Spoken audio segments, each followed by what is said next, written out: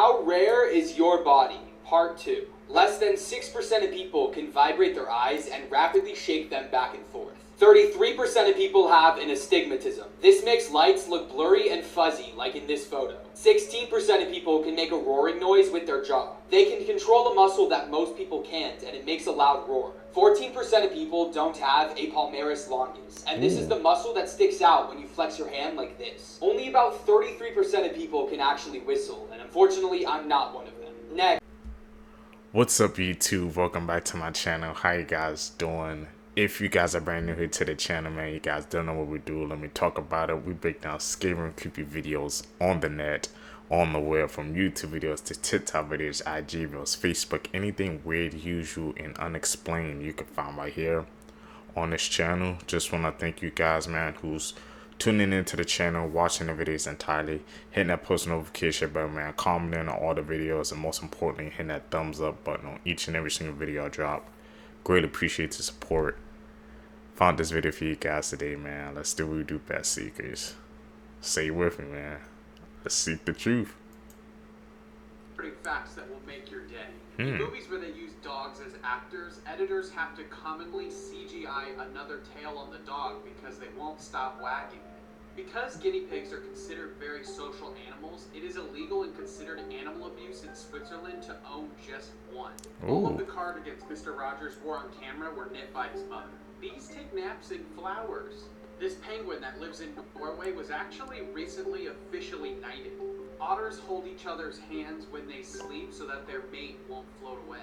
Van Gogh didn't start painting until his late 20s. Whatever you're going through in life right now, it's not going to last forever. Follow for more. True words, especially what it said at the end. How rare is your body? Part 2. Less than 6% of people can vibrate their eyes and rapidly shake them back and forth. 33% of people have an astigmatism. This makes lights look blurry and fuzzy, like in this photo. 16% of people can make a roaring noise with their jaw. They can control a muscle that most people can't, and it makes a loud roar. 14% of people don't have a palmaris longus, and this is the muscle that sticks out when you flex your hand like this. Only about 33% of people can actually whistle, and unfortunately, I'm not one of them. Next, less than 3% of people have an X on both their palms, and it's said to be a sign of strong character. Finally, only 11% of people have naturally curly hair, so if this is you, consider yourself rare. Now comment which ones you have. Comment down below, seekers. Do you guys have any of those freaking rare body parts, man? Ask what is the most wholesome animal on earth. Brother, if you wanted a manatee video, you could have just asked. Did you know when alligators and manatees cross paths underwater, the alligators seem to let them pass? A prehistoric sledgehammer, and they give manatees the right of way. That's how you know you got motion in the ocean. There's never been a record of a manatee attacking a human, and it might be because it's literally physically impossible. One is because their teeth are way in their mouths, and their mold is designed for grinding grass, not biting. You know, if you ever get bit by a manatee, that means you were in his throat, and if you were, that means this law was for you. Some things don't need exploring, Columbus. Also, some scientists think that because adult manatees have no predators, and because they don't have to fight each other over who eats what grass, there's a lot of talk that the sea squishy is mentally incapable of feeling aggression. Now, I don't know if that's true, but I will say 3 things. 1, they don't just eat grass, they'll go pescatarian if the opportunity presents itself. 2, as fast as you think manatees are, they're faster. It might not be with malicious intent, but 1,200 pounds of anything moving like that is definitely cause to pause. And 3, last year a popular manatee named Hugh, past tense, after a sensually explicit interaction with a bigger male named Buffett, tore him open like a reversed butt bird. The catch?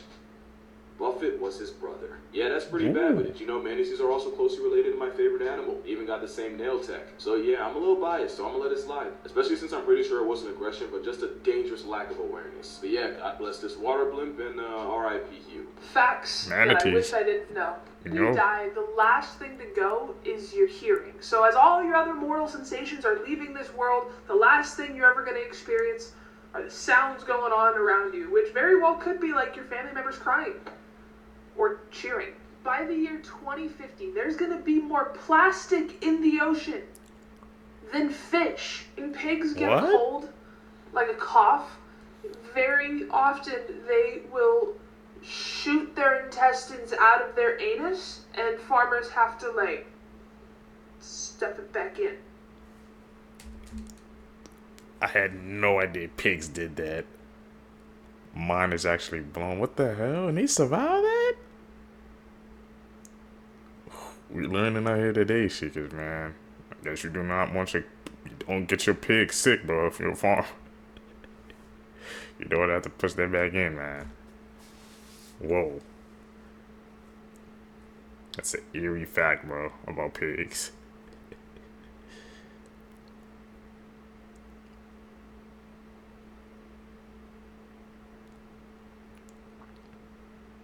How rare is your body? Let's talk about it. 1% of people can wiggle their ears voluntarily, and only 10% of people have a small hole above their ear. If you have one, only 20% of people can actually flare their nostrils. I thought everyone could do it.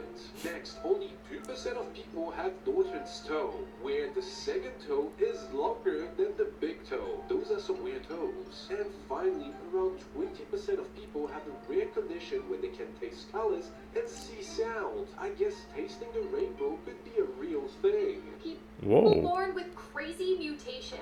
This is Johnny M. He had a condition called caudal regression syndrome, which basically meant he had no lower body. He worked as a sideshow performer in circuses back in 1930, and he actually played Goonie Bird in the original Tarzan movie.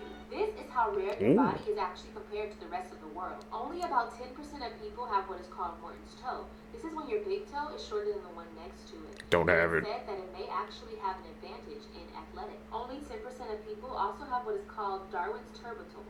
It's this little bump on the outside of your ear. People who have this are better at sensing voice tonality. Next one I thought everyone could do, but apparently only 30% of people could flare their nostrils.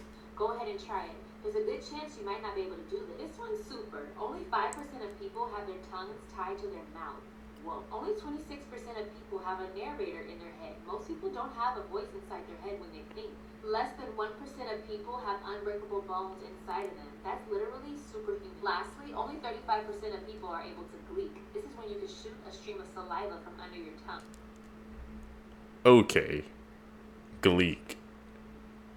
Shooting saliva out your damn. I know for a fact I can't do that. And if you guys, you can, man. If any of you guys have any weird body parts, bro, or you can do any of that weird stuff, comment down below. That's just interesting to me, bro. The human body never ceases to amaze me, man. We got superhumans out here too with unbreakable bones. Whew. Creepy facts I bet you didn't know, part 1.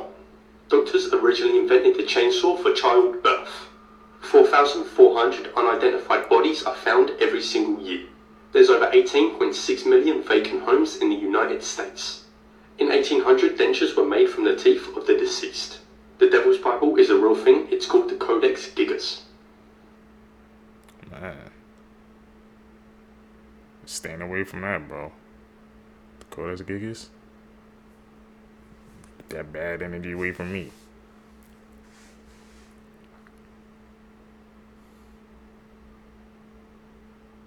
That's an edit. These are dark web stories that you were never supposed to know, but I'm telling you anyways. Talk about it. Today's story, Locked In.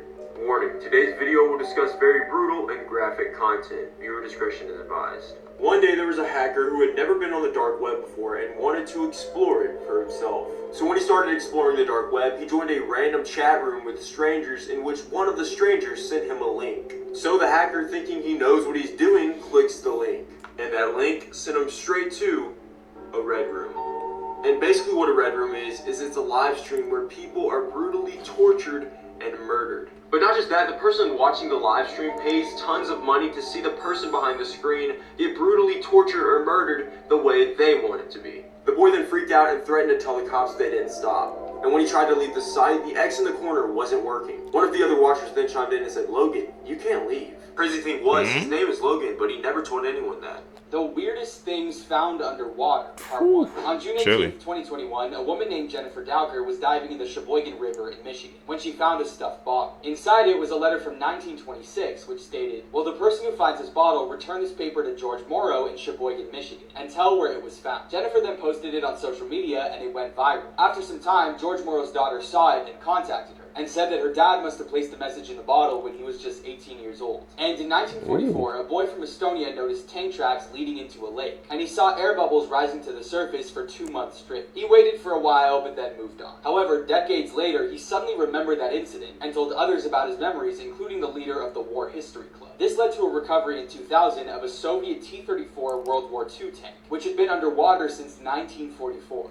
I was not prepared for how tragic this documentary was. It's called Six Schizophrenic Brothers, and it's about the Galvin family, which is a family with 12 children where 6 of the 12 kids were diagnosed with schizophrenia. Also, I cover a lot of dark stuff on this page and have lots of documentary recs, so you should follow along. Life in the Galvin household was absolute chaos. One by one, half of the siblings started exhibiting really scary symptoms of schizophrenia, like delusions and extreme violence. Like, one of them thought they were Paul McCartney and the other one thought they were Jesus. It started with Don, the oldest sibling, who started experiencing these symptoms when he was in his 20s, but after Don, it was like dominoes falling, and each kid started being diagnosed younger and younger. I think they said Peter was like 14 when he started having symptoms, and as this is happening, it's like the 60s and 70s and 80s when we still don't really know anything about schizophrenia. So doctors for the longest time thought it was the mother that was triggering this in all of her sons. But now we know that most likely these boys all had a gene for schizophrenia that was triggered by stress. And one of the most devastating things they say in this documentary is that the oldest 3 sons used to go on these trips with this one priest in town. And now with everything we know about the church and the scandals, it's suggested that the boys were abused, and that was the thing that triggered the gene inside of them. Anyways, there's so much more to it. They even have some of the schizophrenic brothers talk, and mostly the documentary centers on the youngest sister who is still taking care of everyone today.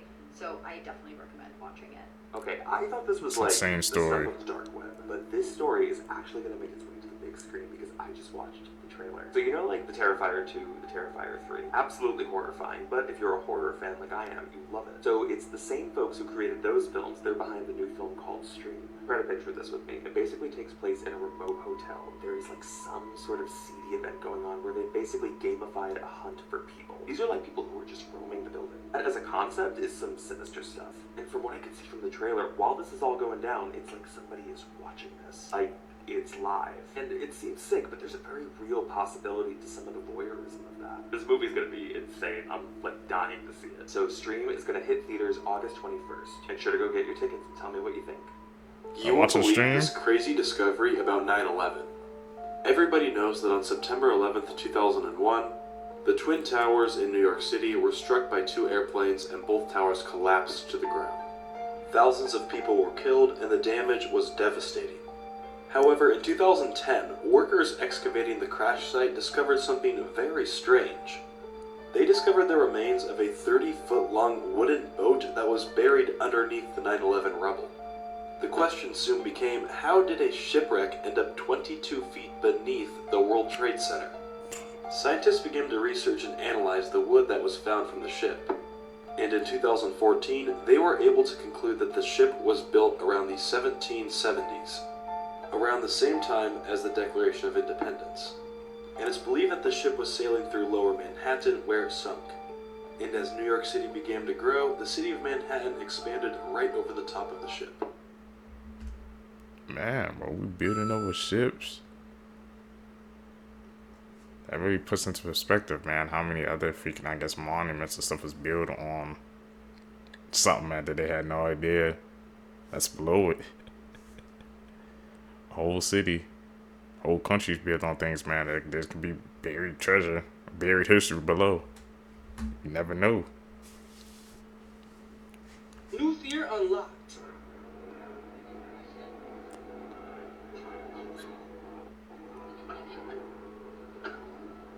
Oh. What was on her TV? So I accidentally went to sleep with YouTube playing on my TV. And it's like the middle of the night. And when I woke up from my dream, this was on my TV. Who are you? Why is that on my TV? When I tell you, I just felt pants. I'm not kidding. And I'm missing an earring. My soul left my body.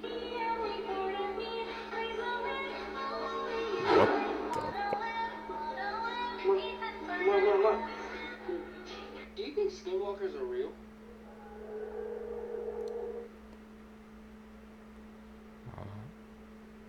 the hell was that? Is that legit? It's like 3 of them. What the fuck? That one, man. Is that cap or fact?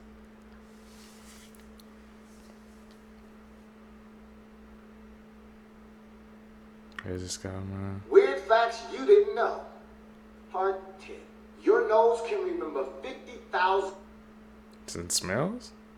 Really? Strange facts you should know about. Not being able to find a sexual partner is now a disability. The inventor of Vaseline had a spoonful of the stuff every single day. He lived to the age of 96. Applying sweat from the male underarm to the top of a woman's lip has been shown to reduce stress and improve mood during menstruation. If you have $10 in your pocket and no debt, you are richer than 15% of American households. You can overdose and die from too much coffee. It would take around 100 cups. Watching a scary movie can help burn up to 184 calories in one sitting. I think the thing that got to me, if you have $10 in your pocket with no debt, that's better than 50% of America. That's sad. Why does this mountain have stripes?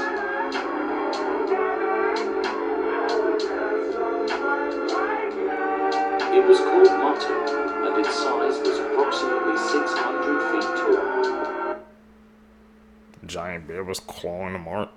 Weird things around the world caught on camera. This beach in the Maldives is the only place in the world where the water glows. Now, it doesn't really happen often, but when it does, it looks magical. Next, this 12-year-old girl from Lebanon cries crystals from her eyes. And even after visiting a few doctors, they still have no idea how she does it. And this is what happens when you're cooking and it's super cold. Apparently, a tornado starts forming. Pretty cool. In some parts of India, people cook their food in very hot sand. Now, what I want to know is what happens when sand sticks to your food. Do you just eat it? You got a freaking girl crying crystals. That was the most bizarre thing I think we come across yet watching these clips together, Seekers. And the doctors have no explanation about it. What the hell? Here is what your birthmark says about your past life. And let me know which birthmark you have in the comments. If you don't have a birthmark at all, that either means you died of natural causes in your past life or you never had a past life. So essentially this is your first life. Basically, you're brand new. Do you have a red birthmark anywhere on your body? That means fire had a part to play in taking you out of your last life. If you have a spot on your eye, all I can say is damn, because this is from a spear wound when someone killed you in your sleep. Now, if you have freckles anywhere on your body, that shows you where you've been burned in your past life. It basically serves as a reminder to not make the same mistake again. But tell me, do you have a brown birthmark? If you do, that's the area you were shot in your past life. And every brown birthmark equals another shot. If you have a birthmark on your ear, it means you were incredibly wealthy in your past life. And if you have birthmarks on both your ears, it means you're going to be incredibly successful in this one. And finally, if you have a birthmark on the side of your nose, it means you actually killed someone in your past life because of rage. Everybody with me? Where's your birthmarks, man? Hopefully y'all got the birthmarks down there. Be successful. 1987, police responded to Russell Dardine's home when he failed to report to work. When they got to his home, they discovered the body of his wife and his son, both who had brutal beatings on them. His wife, Ruby, had been beaten so bad she went into premature labor.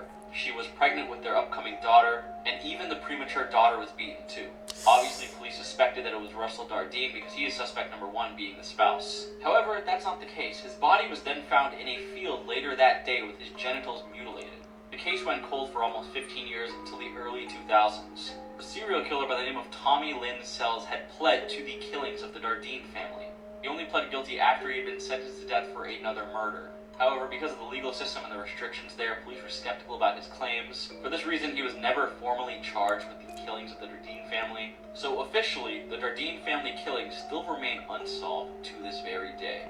Do you guys think Tommy Lynn Sells did it, or was he making it up? I have a feeling he did, and then they didn't want to go through the legal paperwork of charging him for more. Let me know your thoughts in the comment section below. He deserves justice, man.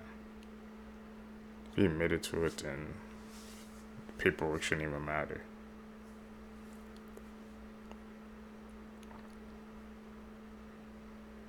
I'm being serious. If you ever see this at the beach, do not touch it. And if it ever latches onto you like this, get help immediately. Before you do anything else, favorite this video because this could actually save your life one day. Now at first glance, like me, you would think this is an alien creature from the deepest corners of hell. Whereas in fact, this is actually a detached octopus limb. Now yes, if an octopus's arm becomes disconnected from its body, it does have the ability to live on for a short period of time by itself. Explaining why it's able to move like a creature straight out of an alien movie. This, of course, is absolutely horrifying and a brand new conversation to bring up with your therapist if you saw this going about its business on the beach. Now, the suction power of this single arm would be incredibly difficult to remove on your own. Because if you didn't know, one suction cup from an octopus can hold up to 35 pounds. And I am talking Great British. And on top of that, hurts.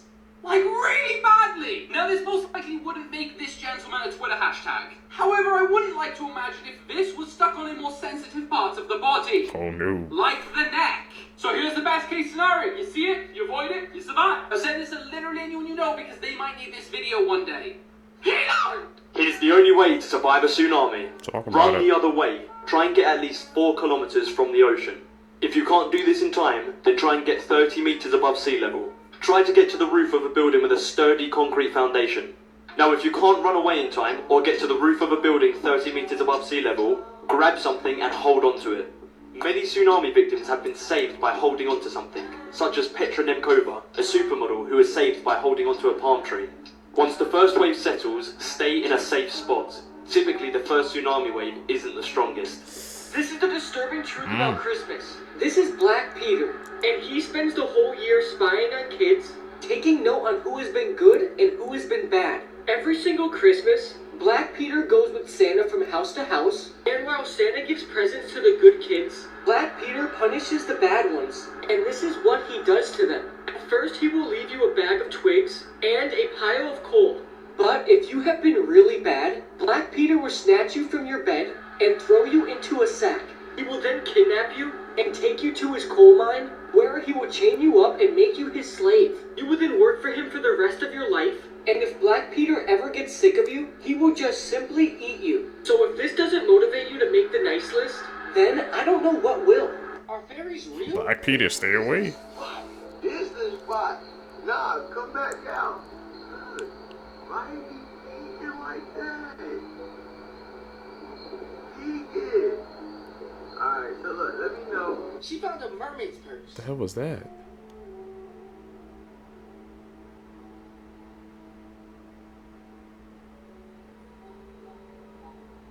Is that made out of like the seaweed or something? Made in Russia fact.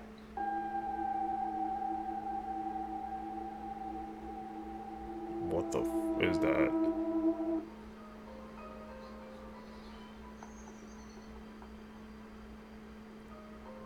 That picture, is that an edit?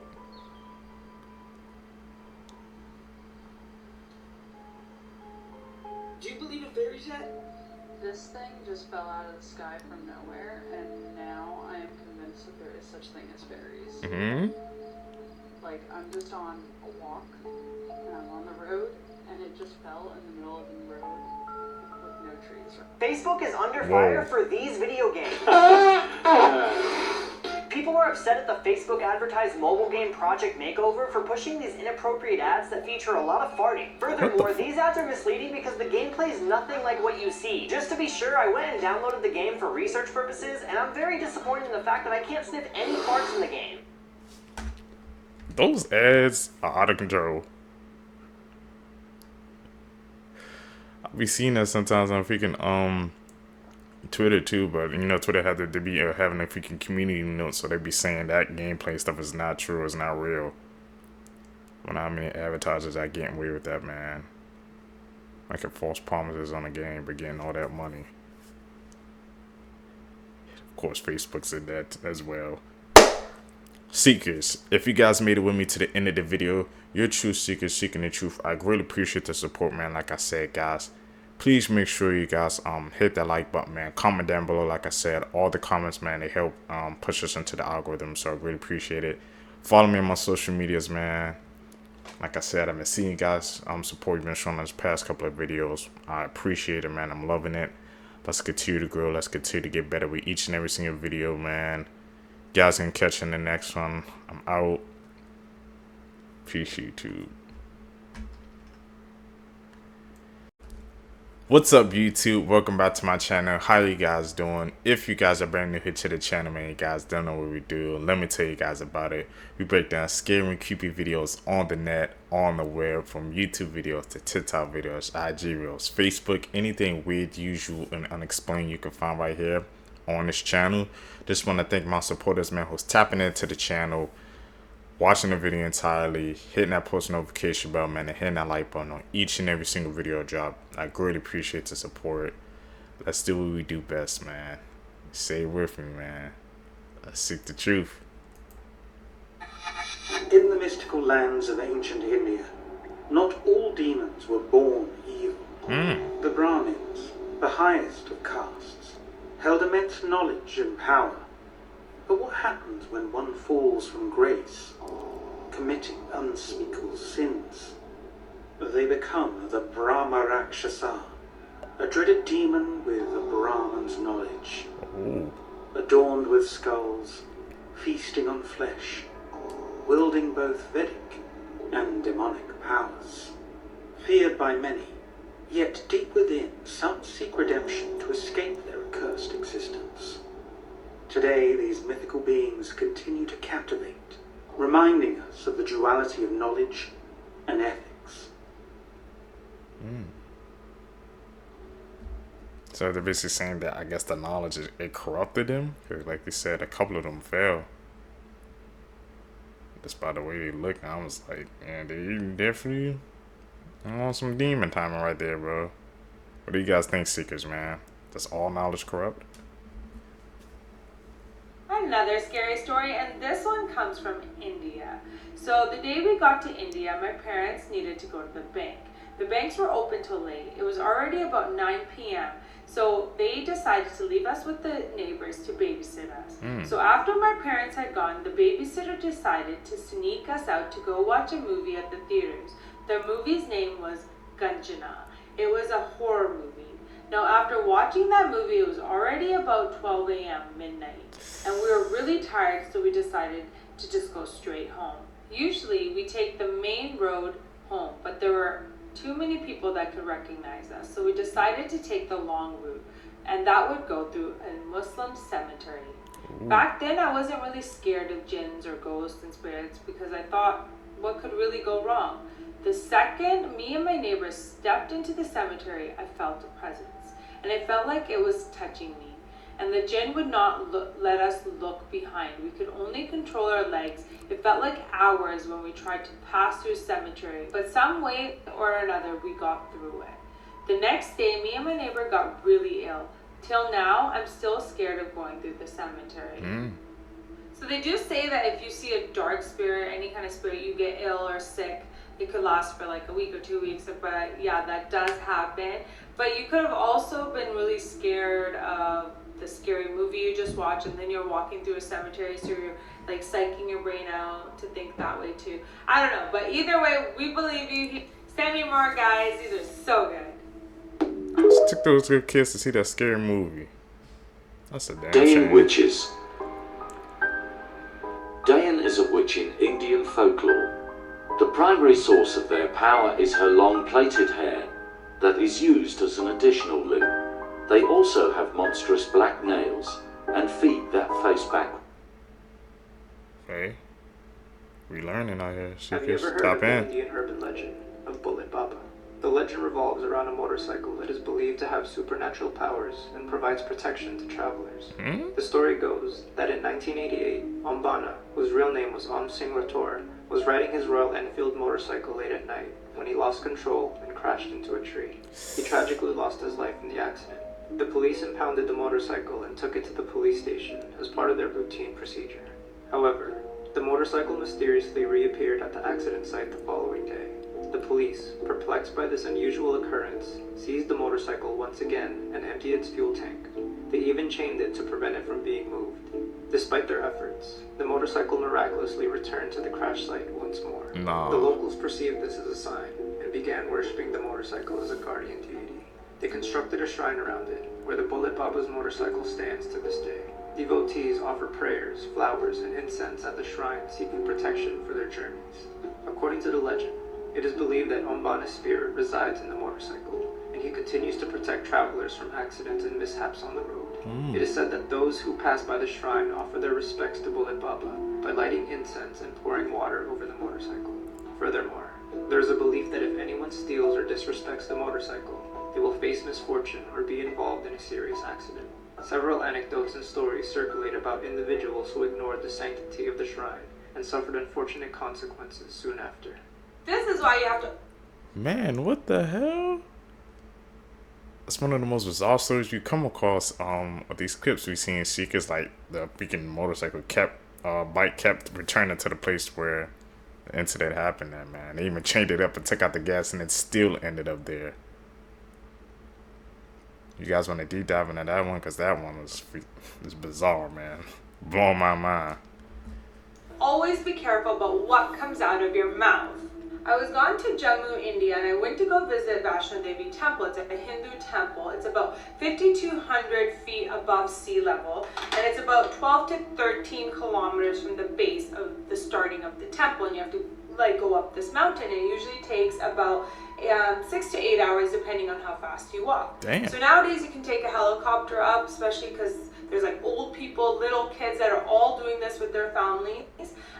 Or you, back in the day when I went, which was like 15 years ago, you could take a donkey. You could go on top of a donkey and go up. This is the starting, the base of the temple, and every day they get about 30,000 to about 35,000 people that go and like pay their respects at this temple. As you can see, there's like a windy road, and this goes all the way up, which takes about like 6 to 8 hours. It's like a snake. My friend thought, okay, she's not gonna be able to do this 6 to 7 hour, 8 hour hike. So then they ended up giving me this donkey right here, like this guy up here. And me and my friend would just trade off, like for halfway she'd go on it, and halfway I'd go on it. So the reason people go to this temple is if you are, say, childless and you want a child, to wish that. So basically your wishes come true. If you're poor, to give you wealth. If you have no sight, to give you eyesight, and you know, so forth. So as you get closer to the entrance, it's just jam-packed with people, like literally butt to butt. Like everyone is so close. This is the entrance to the cave. When I went, this is what it looked like, and there was everyone lined up, like, you know, back to each other, and everyone was in good spirits, like super high energy. Everyone's like, Sare bolo, Jai Mata Di, Jor se bolo, Jai Mata Di, and that's what they were doing. And I was like so into it. I was getting into it and singing with them. What the entrance looks like now. Those of you who've been to India, you guys all know that there's no such thing as structure and lineups. Like people usually push in the lineups. So that's literally what was happening here. Everyone was just pushing to get to where they, like, you know, go do Jai, Matha Tek and stuff, where they go bow towards the shrine. It's literally like a holy cave amidst the folds of the Trikuta mountain. So as we're chanting, I didn't realize it, but I completely almost missed the shrine because it was so small. It took forever to get there, and then when we got there, the actual shrine was so tiny. So as you can see, it's right there and way up there, that red thing. This is what it looks close up. Those little round things on the bottom are called pindis. They're rock formations, and in this temple there's no idols, no statues, nothing else besides this. As soon as we came out of the just rocks. As soon as we came out of the temple, I jumped on the donkey, and I turned to my friend who's walking beside the donkey as we're walking down this 5,200 feet mountainous area. I go to her, oh, we just came here with a negative attitude. I said this. I was like, oh, we just came here to see 3 rocks. Like, what the hell? I can't believe people put their children and old people through this just to see 3 rocks. As soon as those words came out of my mouth, I kid you not, the donkey slipped over the side. It was a wide area, but I don't know why it went on that side. It slipped off the side of the hill, and it literally slipped like this, and I was holding on to it for dear life. And right below us was literally 1,500 freaking feet, but there's a little edge, like not even a foot long edge that like his foot landed on. So he was like kind of stable because it wasn't super far down where he landed, but it was like this much off, falling off the cliff. And everyone got around. There was like a guy who like handled the donkey. He was like pulling it up. My friends were pulling it up, grabbed me off of it, and I got off of it. And I was like, holy shit. I was so scared. I didn't go on the donkey again. I walked all the way down. But I was so scared because just as I uttered those words out of my mouth, that happened to me. It was like someone was listening to me and was like, you better fucking get your ass in check. Don't say that shit about a place where people actually have so much good energy and they're just there for wishes. I don't know what it was, but that was actually so scary. It was like such a near-death experience. like we said earlier in the videos, man, there's power in words, man. I guess she said something negative about that sacred space, man, and the universe, whatever, the energy, whatever, it came just right back at her. We didn't even have to wait like a minute, a second. Like she said, legit happened as soon as she said those words uttered out of her mouth, man. These powers are not word seekers, man. That's how I always try to preach positivity, man, in the world as much as I can. Ooh. That sounds scary.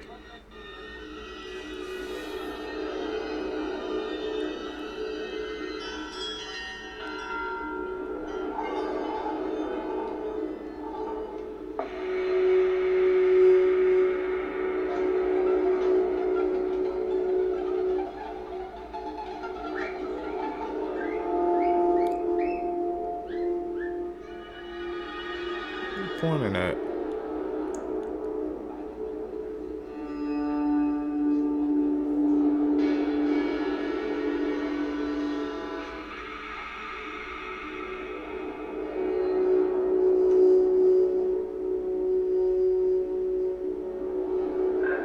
They just living with it? That spirit or entity? Could be me.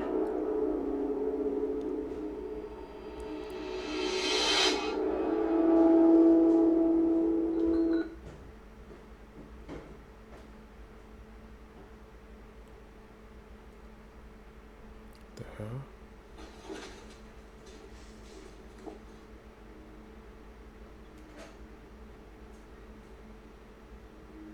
It's definitely looking for something.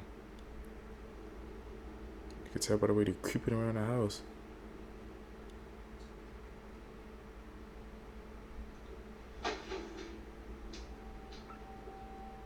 The hell moved that chair?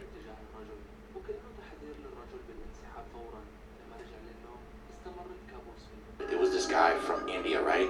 Basically, up till he was like 20-something years old, his life was normal as then randomly, bro, in his mid-20s, he started to complain to his family that he was having like abdominal pain like crazy. He was like, yeah, like I don't know, like my stomach and like this small right here has been like hurting and shit recently. But his parents are like, bruh, you know, maybe you're just having like a stomach ache or some shit, bruh. Just see what's good for a couple days and then let us know. It kind of like technically goes away, but it doesn't. Like he's like, all right, it doesn't feel as bad, I'm just gonna leave it alone.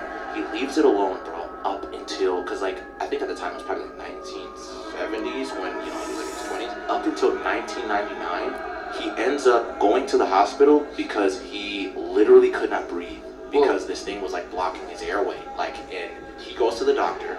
They're like, okay, cool, we're gonna see what's good with you. They start to cut this dude open, bro. Mike, when they cut this guy open, bro, you're not gonna believe what's inside this guy's stomach. Oh, baby, Mike. What the hell? He had a whole baby inside of him, man? That sounds something like out of science fiction. Like you said, there was abdominal pain or something. And he went with it, lived for that pain for how many years? And there was a baby? We're going to have to check up on that, Seekers, man. Or if you guys want to check up, tell me down below, but I'm definitely going to have to check up on that one. Going to have to try to confirm that. Creepy urban legends you didn't know about India. The Indian village of Kuldhara was seemingly abandoned overnight, and no one knows why, though there are a few eerie theories. There are structures in the town of Kuldhara that date back to the 13th century, but no one has lived there since 1825, when all its residents seemingly vanished into thin air. According to local lore, 1,000 villagers completely abandoned their home overnight, without a trace. No one knows why they left, where they went, or even saw them leave. Theories as to why they left range from poisoned wells to a greedy ruler levying high taxes to a dwindling water supply, though none of those explain why the inhabitants left so suddenly. You might be wondering why no one has tried to resettle the town. That's where the legend comes in. It's said that the village chief cursed the land, apparently. Anyone who tries to live there will die. The Indian Paranormal Society spent a night there, and reported disembodied whispers. Screams, noises are common in dark hours. Many of our members have witnessed apparitions, heard footsteps, experienced unusual touch and so on. They spent the whole night there? Man, like I said, I always gotta give it up to the people, man, who try to explore the paranormal, man, because, like, you have to have a different type of bravery, man, to go into that type of situation. All that dark energy and stuff, I can't be around that. Freaking story behind that, man. It's haunting, though. You guys have any theories on that? What you're about to witness was recorded by soldiers in India when the villagers complained of strange noises coming out of a cave. The soldiers went to investigate, and this is what they encountered.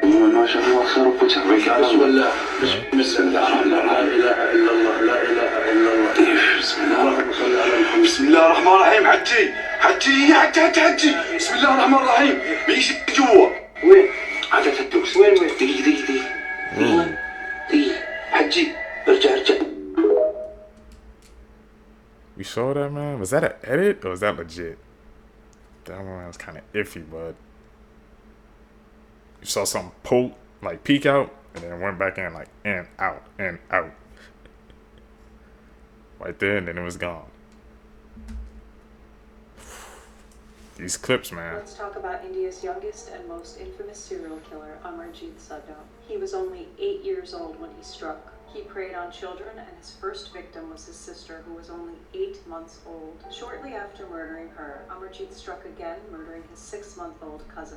Even more chilling is that the family and villagers knew about these murders but chose to stay silent. They deemed the killings as internal family issues, not realizing that Amarjit would soon strike and murder someone outside of his family. In 2007, Junjun Devi, the mother of a 6-month-old baby girl, left her daughter at the school daycare to do her chores. When she returned, she found her child was missing.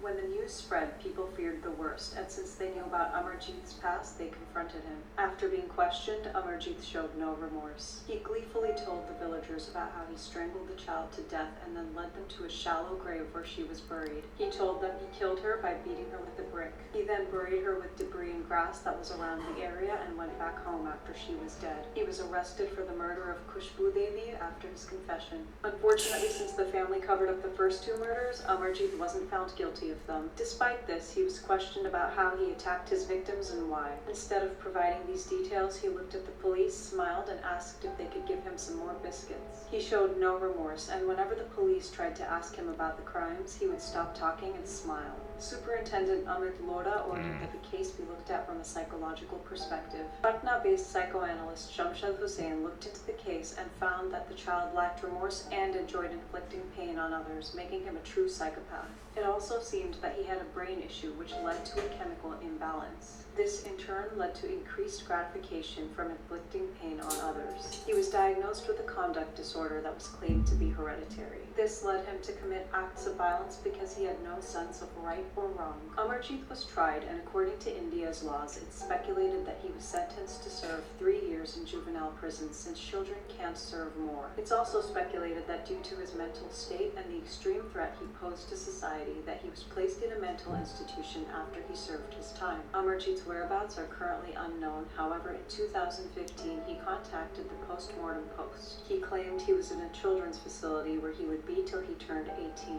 Since he would be over 20 now, if his claim is valid, he'd be allowed to leave the facility. It's unclear whether he'll go on to commit more crimes or if he was successfully treated. Some people speculate that Amarjit wasn't the original culprit and that he was framed for the murders. The nature of the crimes and the elaborate hiding spots were too much to have been committed by an 8-year-old child. Despite this theory, the fact that he was excited to reveal what he did and his reaction when he was questioned, it seems that Amarjit Sadda was in fact India's youngest serial killer. That's an insane story, man, with twists and turns, especially at the end. I didn't think people would even say that it's too elaborate for, I guess, like an 8-year to do that, man. So there's more thoughts and theories about what really happened. This world, man. When we read these clips together, Seekers, it always freaking expand my minds, man. Learning new things every single day, bro. Man. Seekers, if you guys made it with me to the end of the video, you're true seekers seeking the truth. I really appreciate the support, man. Like I said, guys, make sure you guys hit that post notification bell so you always get notified when I upload a video. Follow me on my social medias down below. Hit that post notification bell, man. Comment down below, even if it's just to say hi, guys, man. It just helps in the algorithm. So really appreciate the support, man. As you guys can see, I switched up my uploading schedule this month, man. I just want to try it out. Just trying out some new things for the channel. Gonna continue to keep growing with each and every single video. I'm out. Peace, YouTube. What's up, YouTube? Welcome back to my channel. How you guys doing? Hopefully you guys are doing all right, man. If you guys are brand new to the channel, you guys don't know what we do. We break down scary and creepy videos on the net, on the web, from YouTube videos to TikTok videos, IG reels, Facebook, anything weird, usual, and unexplained you can find right here on this channel. Just want to thank my the supporters, man, who's tapping into the channel, subscribing, hitting that post notification bell, man, hitting that like button. You guys don't know how much you guys are helping out the channel just by doing those 3 simple things. You guys are pushing us in the algorithm, and we're connecting and find other people to join our community.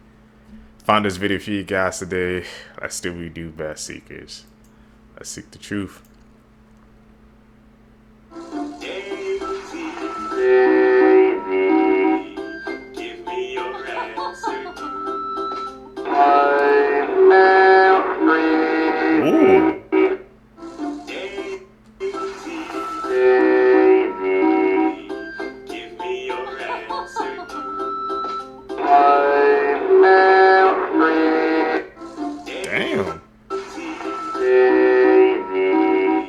All this place is abandoned?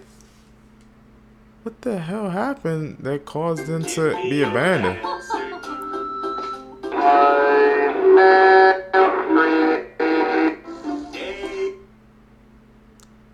You guys have any idea why they just like abandoned all those places? There was like amusement parks, freaking movie theaters and stuff like that.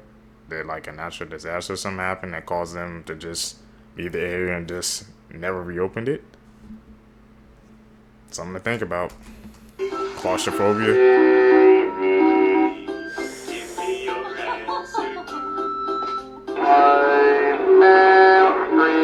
Ooh. That guy's claustrophobic, man. That was a tight fit.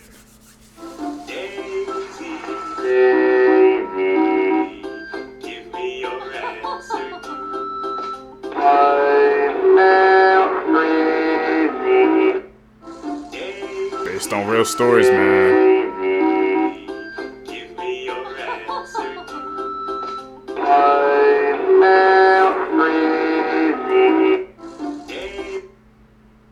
Was that an edit, or was that like some, lost footage, man, of Peppa Pig? You guys know recently how, man, we be seeing these clips, bro, of like how these cartoons and stuff, how they be having secret messages, man, behind them. Wouldn't surprise me, man, if Peppa Pig was in on it too. It was just announced a couple of days ago how it's been on for 20 years, so you know some stuff went on in the background, man. That's why we got to pay attention to our media.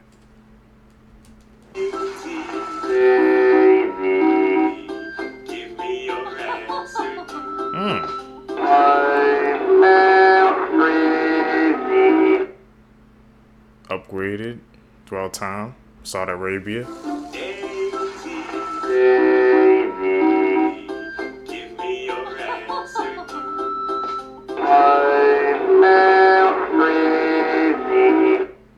Celebrities, everybody age, change, but you know what happens in that type of work.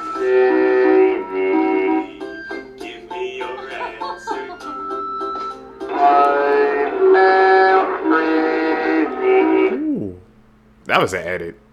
You know what that was.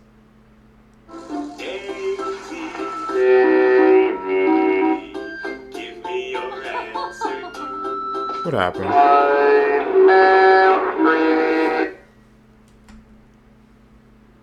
Have you ever been on a ride, man, and it got stuck? That's something you never want to be. I think that legit probably only happened to me one time when I was going up on a roller coaster, and I kind of, stayed away from that. After that happened, I said, I don't like that, and this ain't gonna happen to me again. These rides, I've had a couple of crazy stories about what happened on those rides. That just like, that ain't for me. Tell me down below, man, if you guys are like roller coaster heads and y'all can do that. I can't.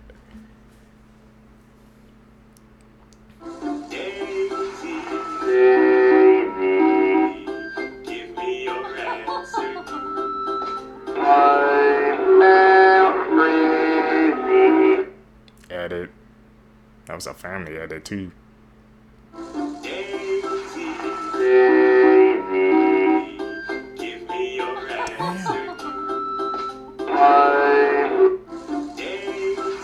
Crazy fact.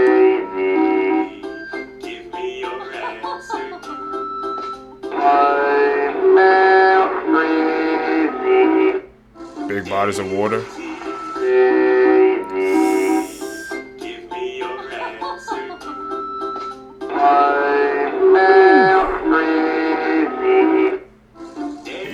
Drugs might like make you age.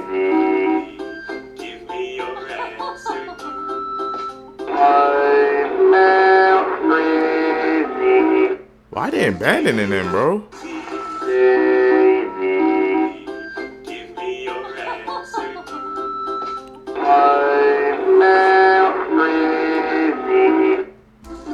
We know why they look like that, man. After what they've been through. You know, probably back then they didn't have a term for it, but we obviously know what they went through now, man. It's just like the things you see over that, or if you partake in what happened over there, it changes you. So it's no wonder why they look like completely different persons before and after the before and after shot, man.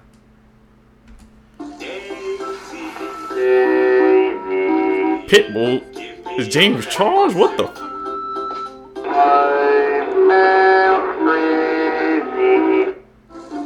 That was Cat with Quavo.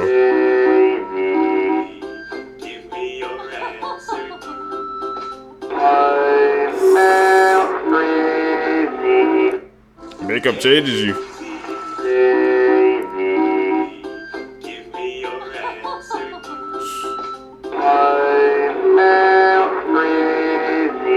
Lockdown.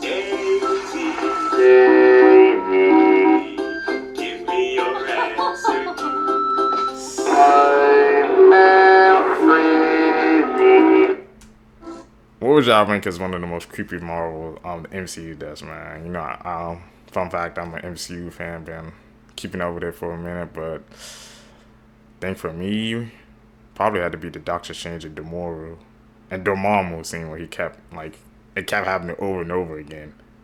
It was like a loop.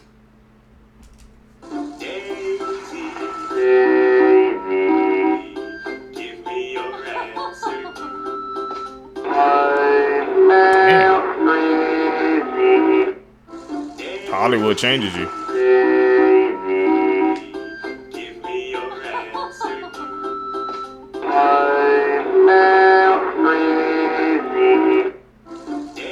don't know what happened to her.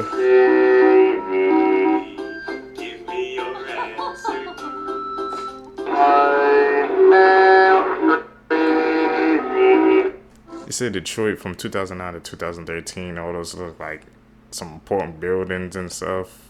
They just got taken down, or they just didn't even pay attention to it, man. Just let it just break down. Maybe that was all part of a plan, cause you know what neighborhoods those buildings are in. That doesn't help anything. We digging deep on that one. Oh yeah, why they just let it? You think it was part of Detroit, Michigan, the town they would try to fix it up, but they just literally left it there to rot. Why?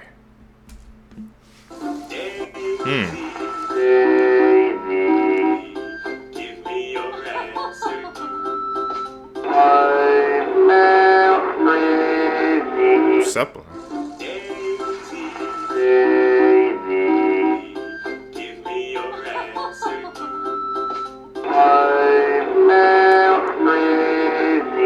Oh.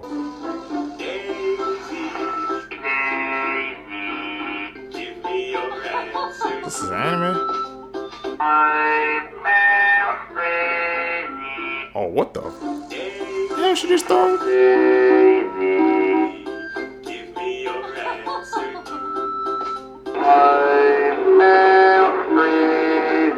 That was not no damn birds. What the hell was that?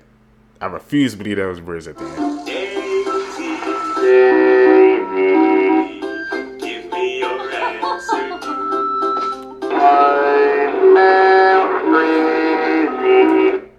was in Italy, right? I've seen like pictures of that.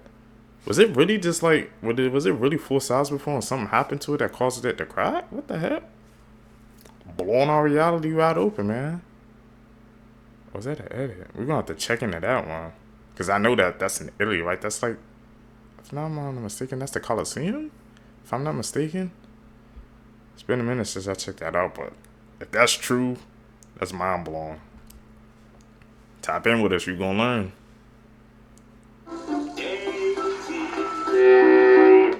It is.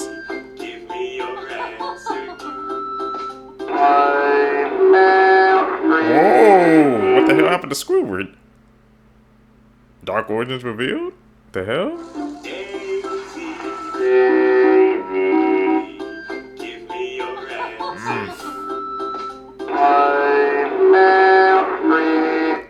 Basically like fear of body of water. I think I'm gonna carry that one.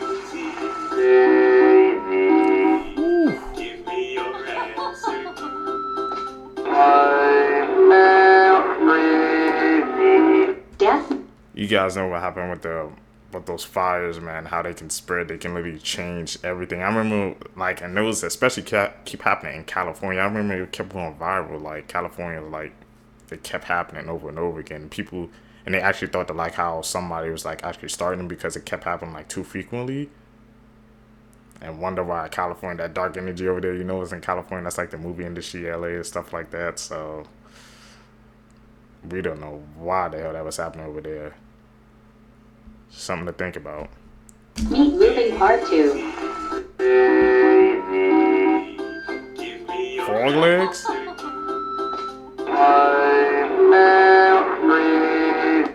Throw it away.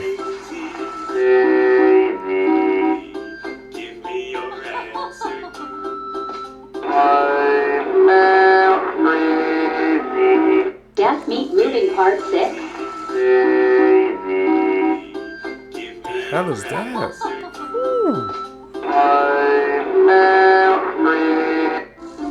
Now, if y'all still eat the meat after we just seen these videos, man, we know the meat right now going around is fake. That's just proof. We just seen it now, 4K, and people still eat meat. I don't see how people can eat octopus and stuff like that. That just ain't for me. But now that I definitely see that, I ain't definitely trying it.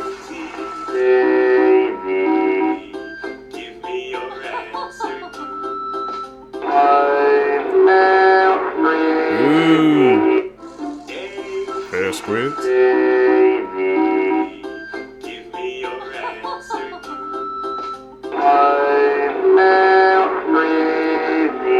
People in those suits, we heard dark stories about the Teletubbies now. I wonder what they went through.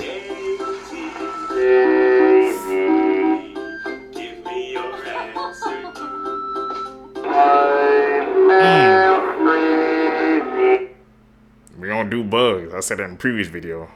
I don't do bugs.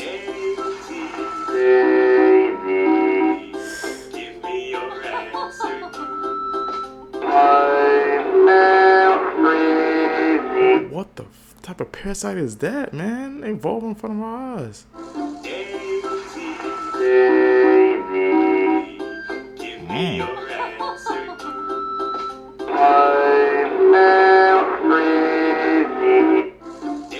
It's down in the ocean.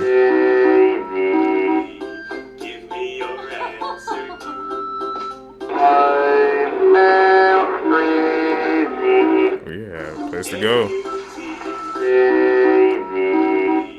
OG memories. Toys R Us.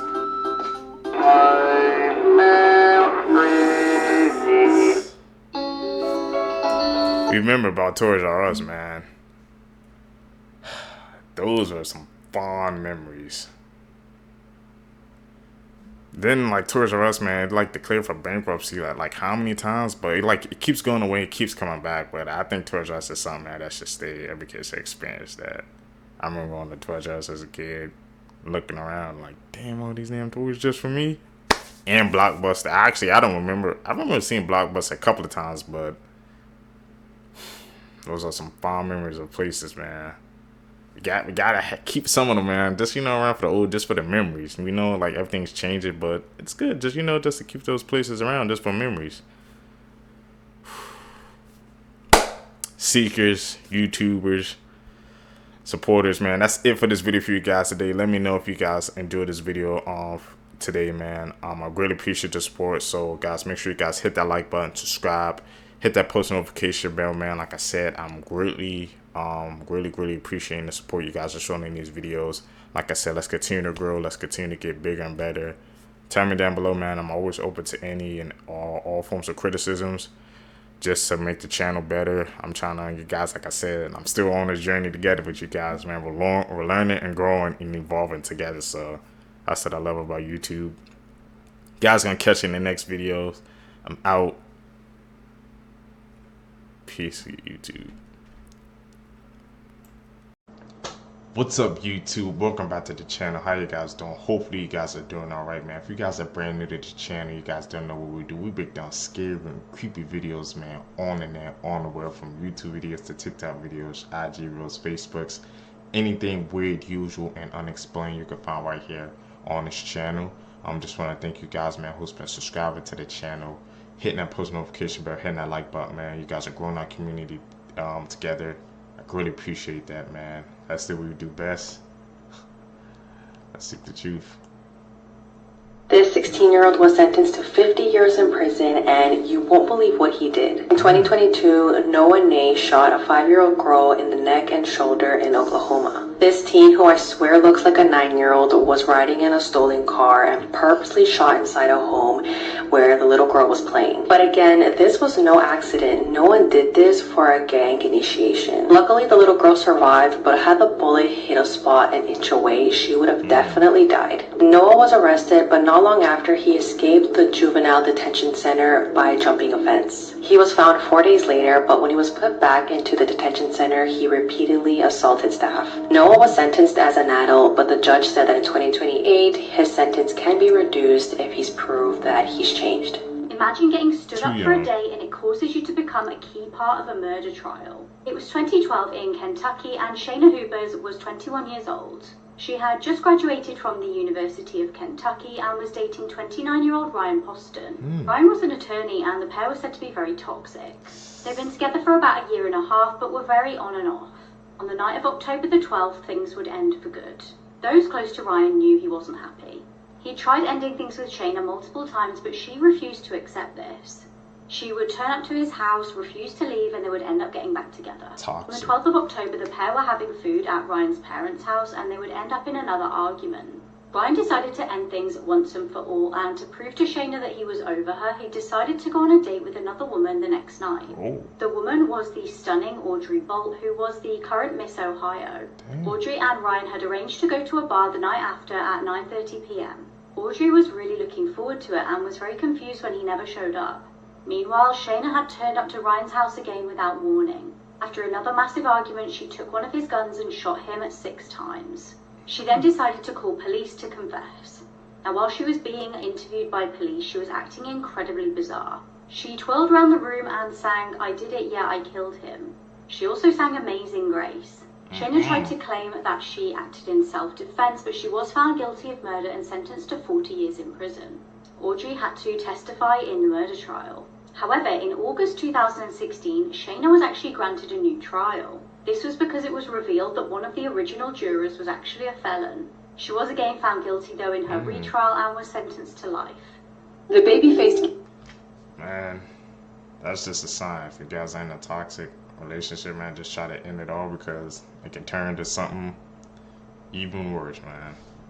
Gangster that shot a little girl in the neck has been jailed for 50 years after a court heard that he knows the difference between right and wrong, but has no amenability to treatment. Noah Nay was sentenced as an adult for the 2022 shooting that saw the teen drive a stolen car and fire a gun towards the house in which the little girl was playing, hitting her in the neck and shoulder. It has been reported that his actions were part of the requirements for a gang initiation. An American couple married for 75 years.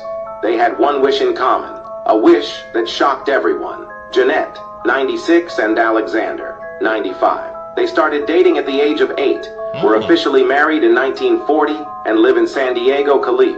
They have 5 sons and daughters and 16 grandchildren and great-grandchildren. Some time ago, Alexander suffered an accidental fall that fractured his hip, and he was confined to his bed at home. He used a special bed. It was placed next to his wife Janet's bed. Soon after, Alexander lost interest in life and became weak. On this day, June 29th, Alexander lay in Janet's arms. The daughter informed her mother that her father had died. Janet said sadly, with tears in her eyes, "This is your wish, to pass away in my arms. I love you. Wait for me. Soon we will meet again." Surprisingly, what's on the calendar for June 29th, 75 years ago today? It was the day they were married. The next morning, their daughter found out. Her mother had also passed away peacefully. It turned out that their common wish was to pass away happily together in an embrace. Follow me. Get more true stories every day. That is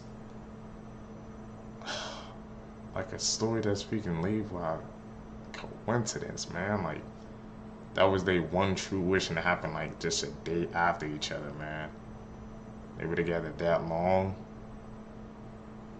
That's how they wanted to go out. That's really bizarre. Here's every character I think that's going to be in the Five Nights at Freddy's 2 movie. If you remember at the end of the movie, Abby ends up asking Mike, "Hey, when are we going to go back to see my friends? I want to see them." And Mike says, "You never know what's going to happen." Now, in my opinion, this movie's going to be based at least 5 to 15 years in the future. Now, hear me out. For following the plans of Five Nights at Freddy's 2 as a game, we have to go into the withered characters, because they've been untouched, unmaintenanced, and unloved for so long. We're going to be seeing withered characters in Five Nights at Freddy's 2. Maybe not 15 years in the future, I may have dragged it a bit, maybe 3 to 5 years in the future. And as you guys know, all of the withered characters are a little bit more devious. And why are they more devious? Because these kids have been left alone for so long. They loved Abby, they loved hanging out with her. Yes, they wanted to kill her, but still. Withered Freddy, withered Chica, look at Bonnie, she doesn't have a face. Withered Foxy, Golden Freddy. Also think we're going to be seeing the puppet as well, aka Mike's little brother. So hear me out, I'm going to be the first one to say it. When we get a Five Nights at Freddy's 2, we are going to get withered characters. It's going to be based at least 3 to 5 years in the future. Just look at withered Bonnie. Imagine Abby pulls up, getting ready to see her friends, and all of a sudden sees Bonnie. My other theory is that they are going to be pissed. They've been left alone for way too long and miss their friend. And that is what's going to drive this next movie to be absolutely insane. Like and follow for more. Yep, this nightmare is real, and planes are literally flipping over when passengers get up from their seats. A flight attendant for JetBlue had to issue an emergency announcement, making everyone realize their worst nightmares had come true on the plane, with one woman leaving a grim and dark message saying she wasn't sure if she'd ever see her grandkids again. The flight attendant asked all passengers to spread out as their weight was believed to be causing the plane to flip over, telling everyone to move to the middle of the plane. Very slowly, little by little, move towards the middle of the apron because apparently everything is like it tips out. With a tech expert saying this was so terrifying, he described it as the plane was about to do a backflip. It felt like the plane was about to do a backflip. Which begs the question of how safe are these planes to begin with. Many of the passengers had rushed to the rear of the plane when deplaning, which caused this, but there's still many questions which JetBlue does not have the answers for. While no one was injured, we don't know if this is something that can happen to all planes or if it's rare. See how this fake thug reacted to a life sentence. In 2015, Jaleel Smith Riley was arrested for his involvement in a 2013 robbery that left Aaron Martin with a bullet in his head and Portia Brooks dead. Smith Riley pled guilty to the crime and was hoping to avoid a life without parole sentence. Prior to being sentenced, he cried and begged for leniency. Consequences, man.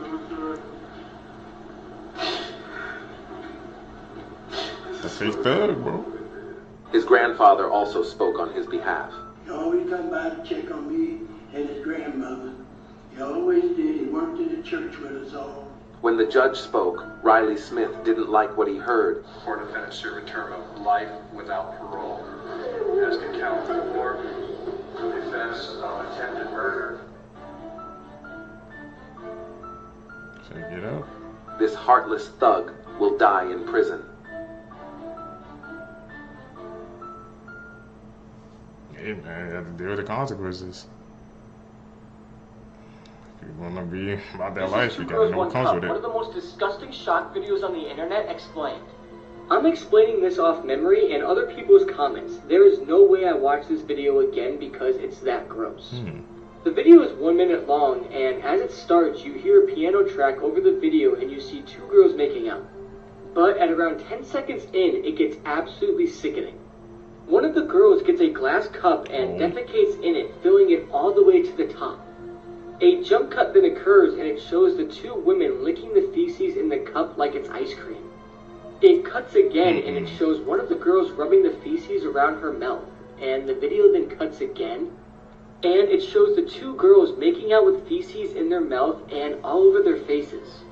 The next scene, one of the girls sticks her fingers down her throat, trying to make herself vomit into the glass as the other girl licks it.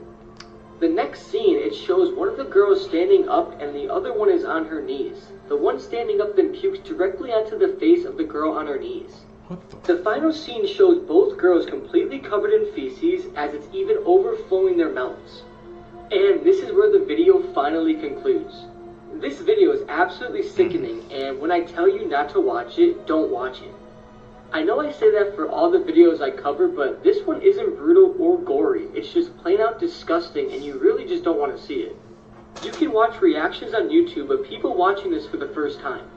Joe Rogan even has his reaction video up from years ago. Hey guys, do you remember Adam Johnson, the hockey player who suffered the fatal cut to his neck in a hockey game on October the 28th? Well, the player whose skate caused the injury has actually been arrested and charged with manslaughter. This is Matt Petgrave, probably not saying that right, but he is the player whose skate caused the injury to Johnson's neck. And news out today is saying that he has been arrested and charged with the manslaughter of Adam Johnson. Now, initially, I was kind of shocked at this news. And all of the footage that I saw, I did not think that it was intentional. But then, when you go back and you watch the replay in slow motion, that kind of changes things. Apparently, the hockey world and all of the hockey fans have been waiting on this to come. I'm going to add a clip in here that shows when the injury occurred during that hockey game, and you'll watch it through in regular time first, and then it will be played in slow motion, and I'm curious to hear what your guys' thoughts are. You can see it happens quickly there, but watch it in slow motion where Petgrave is in the red, he comes across and intentionally kicks that leg up, which slashes Johnson's neck and results in his death. Here's how all of the missing children from the Five Nights at Freddy's movie passed away and became the animatronics. Well, as you guys know, little backstory, these kids ended up going to Freddy Fazbear's Pizza. They all ended up disappearing in, I'm pretty sure, 1984, all because of William Afton. Wanted to run some experiments and see if he was able to combine children's souls with these animatronics. And let's just say he did his damn thing. Up first is Freddy. It is said that Freddy's original character was unalived by hiding, which kind of makes sense because you never really see Freddy doing any wild shit. I mean, you see him, but he's always kind of just like lurking or pretending to be still. Then have Foxy, said to be the soul of one of the kids that was running, hence the reason Foxy is always so fast and always running. We also have to take into the account the kid in the orange, who has Foxy's hook, and literally starts sprinting as soon as Mike gets too close. Then have Chica, who's said to have the embodiment of one of the kids that was screaming. Seems as though you always see Chica when she jump scares people in the games is she's screaming, which kind of makes sense. Then have Bonnie, who's said to be after one of the kids that fought back. He obviously didn't win. That shows why Bonnie's always so brawling. Then you have Golden Freddy, who's said to be the souls of 2 children. Which is supposed to be someone named Cassidy, but in the movie it's Mike's little brother. That's the theory. Like and follow for more. Oh no. Those theories are crazy. No. I thought that I had seen everything when it came to cults, but you are not prepared for what this cult believes. So HBO just released this documentary about the Love Is One cult, which was run by this woman, Amy Carlson, who calls herself Mother God. And I can't believe I'm saying this, but she believed she was controlled by the spirit of Robin Williams, and this like yassified version of Saint Germain. Also, I cover a lot of dark stuff on this page, so you should follow along. She also said she could channel and get advice from this like galactic federation of dead celebrities. There's like Mr. Rogers, Carrie Fisher, Steve Irwin, and randomly Donald Trump, who is not dead. But Robin Williams is at the top, and so the cult believes they're getting a lot of advice through Robin Williams, so they'll say things like, so one of the beliefs that this cult has is that one day Robin Williams is going to arrive in a spaceship to take Mother God away so that she can spiritually ascend. He also told her that she can only be 103 pounds to get on the spaceship, which is why she's trying to lose a lot of weight. Eventually, Mother God starts getting sicker and sicker, and also bluer and bluer because of the colloidal silver supplements they won't stop giving her, and everyone thinks, oh my god, Robin Williams must be coming on a spaceship really soon to help Mother ascend. Eventually, she passes away, and guess what? Shockingly, Robin Williams does not descend in an intergalactic spaceship to come collect the 103-pound body of Mother God. And so the cult members just have her body. They don't know what to do with it. They thought Robin Williams was going to come. So they hang out with it for 12 days until the police finally show up. Anyways, this whole thing is a trip. You just got to watch it to believe it. I'm seeing photos. Should we check that out, Seekers, man? People who be getting caught up in those groups, man, they be into some weird things. But to say that they thought Robin Williams was going to come down in a spaceship, that's just one of the most bizarre things I've ever heard watching these videos together with you guys. Be careful, man, of those groups. Show a 13-year-old boy. Police say he murdered his mother, and before that, he's standing over her in a vulnerable position as he's getting ready to her to death. Derek Rosa snapped a selfie after the crime, his hands smeared with blood. No, I'm not her. I just have a little bit of blood on my hand. I need to know if your mom is breathing. She's dead, miss. Okay, when did you do that? Blood all over the floor. Where is your sister? Your sister's still there? She's sleeping. She's sleeping, okay. Excuse me, miss, what do I do if she wakes up? If you wake up, just let me know. I need to know. Do you think we can help your mom? Miss, she's dead. I took pictures and I told my friends about it. Was that bad? You told who about it? My friends. Who did you send the pictures to?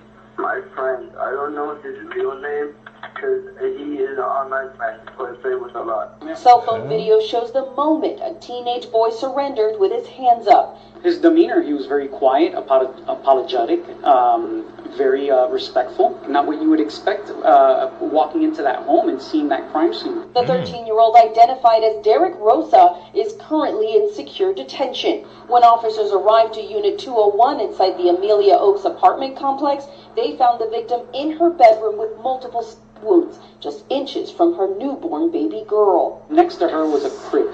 And inside of that crib, a 14-day-old baby that fortunately was not injured. Places that will disappear in your lifetime. Venice, Italy is a beautiful place, but it will disappear in your lifetime. Venice is slowly sinking. What? The canals cause many floods, and these floods are causing Venice to tilt east. Experts say that by 2100 the city will be uninhabitable. The Great Wall of China is amazing, but it will soon be gone. 1/3 of the wall has already been destroyed.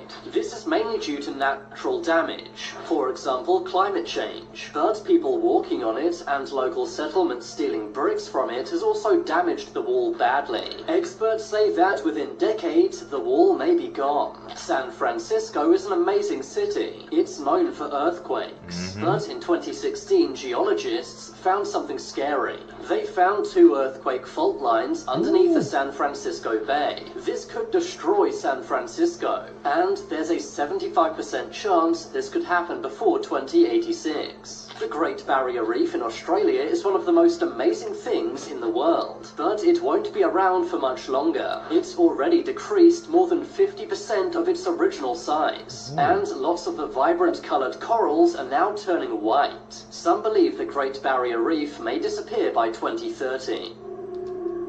Damn, that's just in a couple of years. What the hell? All these places, man, that's about to disappear. I gotta see them before they go, man. The Great Wall, Venice, Italy. Hey, man, I want to travel. What the hell? I'm gonna have to put that on my list. This is one of the worst true crime cases I ever covered, and this is a massive trigger warning. In 2007, the boy on the right named Gabriel Kuhn, who was 12 years old, was killed by Daniel Petrie, who was 16 and on the left. Daniel Petrie and Gabriel Kuhn became good friends and began playing an online role-playing game called Tibia. At one point of the game, Gabriel asked Daniel for 20,000 virtual cash to clear the stage. Gabriel borrowed money from Daniel to use in the game and then refused to pay him back. Gabriel then blocked Daniel on everything, and this made him furious, and he went to Gabriel's house to pay him a visit. A couple of days before the murder, Daniel called the home phone of Gabriel and his mom answered. She explained that she would be out of town and that her son would be home alone if they wanted to play, completely unaware of the boys falling out. And on August 23rd, 2007, Daniel went to Gabriel's house and knocked on the door. Nobody answered, and Daniel kept knocking, but eventually Gabriel started speaking to Daniel through the door. Daniel told Gabriel to unlock the door and let him in, and if he apologized to him, everything would be fine. Believing this, Gabriel unlocked the door and let Daniel in.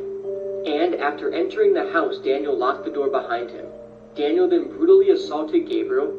Gabriel tried his best to defend himself, but he failed to do so. Daniel was older, bigger, and stronger. Gabriel was dripping in blood after being brutally beaten by Daniel. Daniel then laughed at the terrified Gabriel and took him to the bedroom, where he then sexually assaulted him. Gabriel cried, but this made Daniel even more cruel. After all of this, Gabriel threatened Daniel, saying he would tell his mother everything that happened, but this only made Daniel more mad. And in a fit of rage, Daniel took a cord from a gaming console and wrapped it around Gabriel's neck and strangled him with it until he went limp. Daniel assumed Gabriel was dead, and believing this, Daniel tried to move and hide the body in the crawl space, leading to the bedrooms. However, the body was too heavy, and after realizing this, Daniel searched the house for sharp tools, and eventually he found a kitchen knife and a hacksaw. Daniel then returned to Gabriel's body, and in order to make it lighter, he took the knife and hacksaw and began cutting at the top of Daniel's leg to remove it, and as Daniel cut into Gabriel's leg, he woke up. Gabriel wasn't dead. He let out a blood-curdling scream, but Daniel restrained him, making sure to twist and turn the blade to make it even more painful. Eventually, Daniel dismembered his right leg and moved to his left. And after severing both of his legs, Gabriel passed away. His autopsy suggested he was still alive throughout the whole ordeal, and he eventually died from shock and blood loss. After Daniel finished the dismemberment, he tried to hide the body again, and he wrapped a cable and wire around Gabriel's body. But the body was still too heavy, and Daniel then fled the house. Gabriel's body was discovered by his brother, and the body was left by the hallway door and the legs and the hacksaw too. Daniel Petrie was admitted to a juvenile center in September 2007 to only 3 years. This is due to Brazil's laws of sentencing minors. And to make you realize how evil Daniel was, when the judge asked him if he had any last words of remorse, Daniel said this: "Gabriel was a coward and a thief.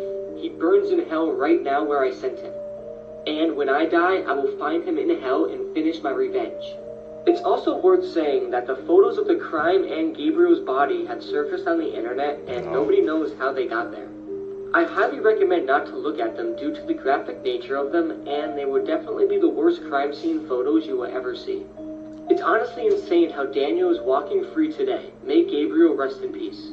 This is the case of 19-year-old Alexi Treviso and how she went to the hospital complaining of back pain, but ended up getting charged with murder. Alexi Treviso was a 19-year-old senior in high school living in Artesia, New Mexico. She was on the varsity cheerleading team, and she was dating her boyfriend Devin for about 2 years. Honestly, Alexi just seemed like a typical teenage girl. Her prom was coming up soon, her graduation was around the corner, and she was already thinking about what university she was going to go to in the fall.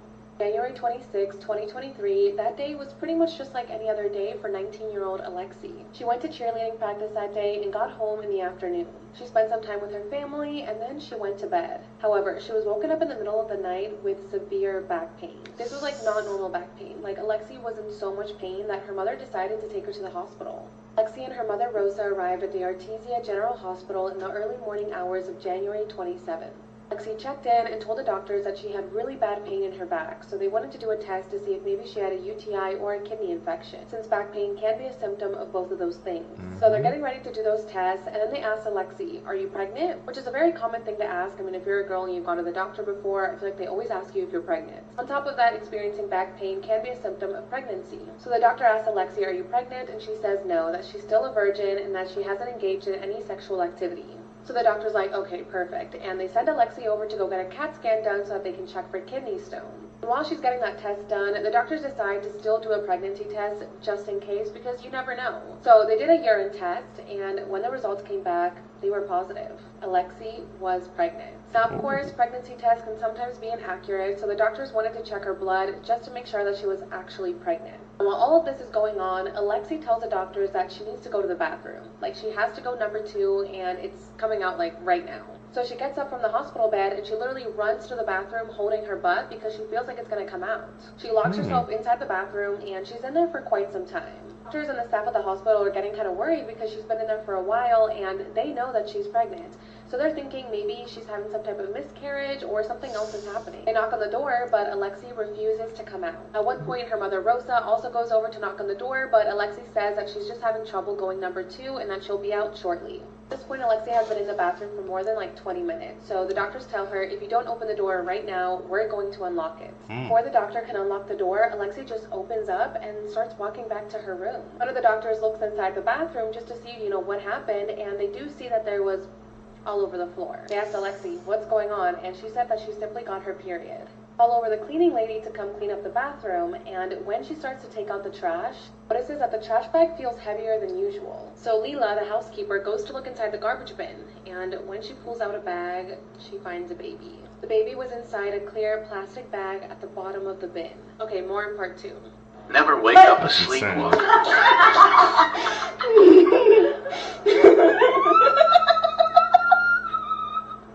you want me to wake him up?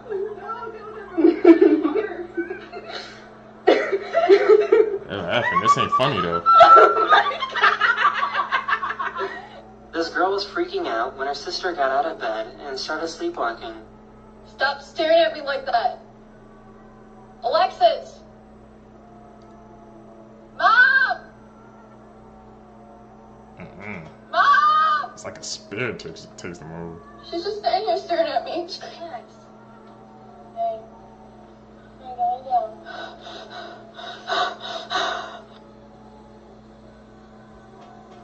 Sienna. Ooh. Yeah. Follow for more. Crazy sleepwalking stories. What the hell? Okay, man. You got proof, man. I'm not to wake up and damn sleepwalk. YouTube, you guys, if you guys made it with me to the end of the video, you're a true seeker seeking the truth. I really appreciate that, man. Like I said, guys, make sure you guys subscribe. Hit that like button, man. Hit that post notifications, man. Also, tell me down below, man, if you guys enjoy the changes to the channel, man. Like I said, I'm coming back on the talking, letting the videos play through, man. I fixed the audio for you guys, man. Some more changes are coming to the channel. I just want to grow this, grow our channel to be the best it possibly can be. It's May, man. Haven't missed a day of uploading. Like I said, maybe in May you might see me do double uploads on the day. I don't know if I should do that yet. I don't want to overflood you guys, but if you guys down for it, tell me down below, man. I can do some double uploads for you guys. I'm out.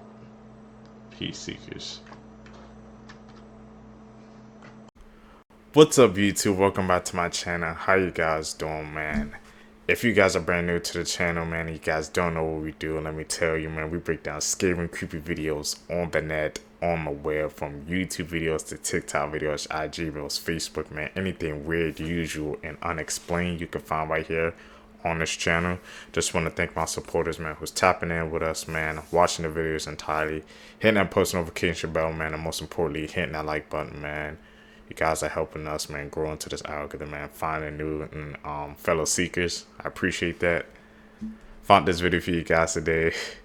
Let's do what we do best, man. Let's seek the truth. A real life pixie?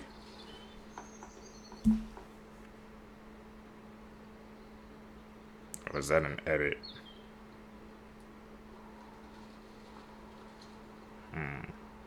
What do you guys think about that one? This exotic bat with an overdeveloped face, first found in Kenya, could be the carrier of many bad things animal wildlife officials fear. Its large head does not look like any bat ever seen before, and its eyes look very big as well. You don't get to see its teeth though, but I can only assume they are as massive as the rest of its cranium. To make matters worse, most of these strange bats start to appear throughout the area. No one knows where they came from, or what has caused them to have such mutated features. If this new species does carry some sort of strange disease, I really hope they are able to quarantine it and keep it from spreading to other parts of the world. Number 6. A man takes a picture stance and the camera person quickly backs away. Moments later, you get to see what they were so afraid of. What? What the fuck? An overhead tomahawk throw deeply embeds a pair of scissors into the exact place that she was just standing. Slowly, they realize just how close he came to sending his friend to the hospital. Damn. Look again and you can see that would have gotten her in the midsection if she hadn't moved away in time. If it goes that deep into solid wood, imagine how much deeper the scissors would have gone. Number 5. Ooh. Michael and Durez is in a car full of friends when they hear a distant voice call out from the nearby woods. I didn't really hear much the first time I watched, but when they slow it down, you can clearly hear someone say something like, "Help me, guys."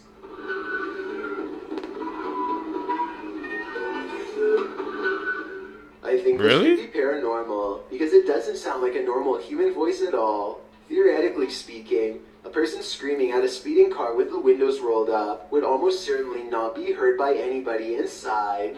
Number 4. Okay. This video was taken years ago when Justin Bieber had to go to court. Wearing an orange jumpsuit, he looked straight at the camera with a very serious expression, and his eyes change into creepy off-white color. He blinks again and then quickly looks away. A YouTuber named RyGuyVA captured this video, and as you can see at the end, he is recording a live broadcast on his flat-screen TV. This means this is either an error with the news equipment, or else something we will never be able to properly explain. 4K. Stop scrolling, because if you like paranormal, you're going to want to see this. And it is semi-disturbing, but I just need to know, is this real, or is this the ultimate hoax? Do you believe in mermaids? Because supposedly one just washed up on the beaches of Kenya. I'm going to show you a video in a minute, but my mind is blown. Tell me in the comments what you think, and I'm going to show you the video. Trigger warning. It's fucking crazy. Check this out.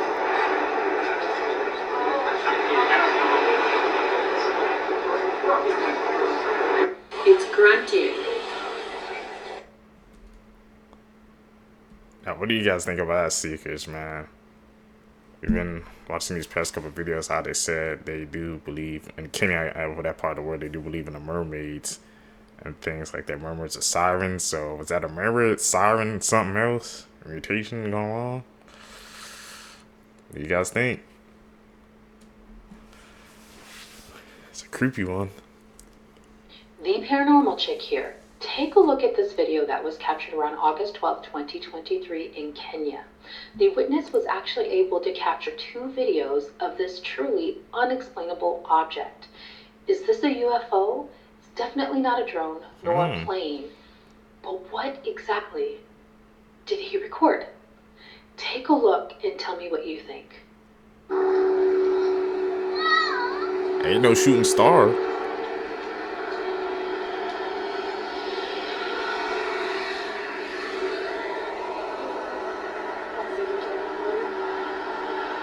What the hell is that?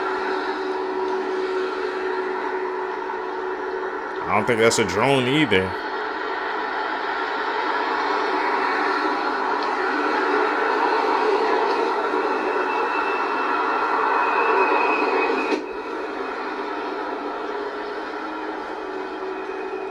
Nah.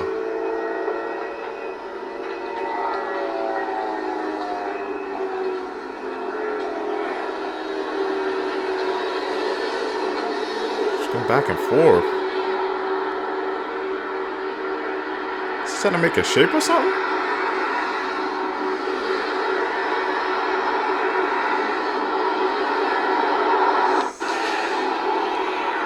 Another one.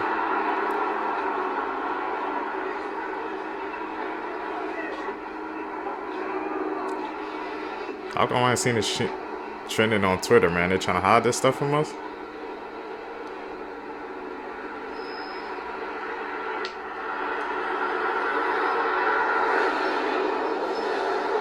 It's 2 of them. I thought it was just one.